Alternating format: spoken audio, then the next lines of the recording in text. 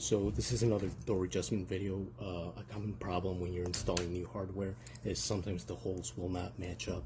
As you can see, this has been tampered with quite a bit, so the holes are not consistent. So what we're going to do is you're going to grab some toothpicks, skews, these are golf tees, whatever you want, and put a little glue in them. Break them off.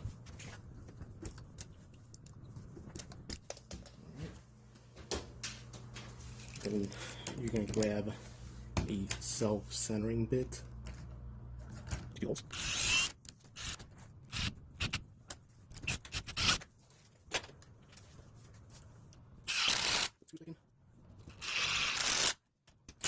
And you're all set. Hope that helps.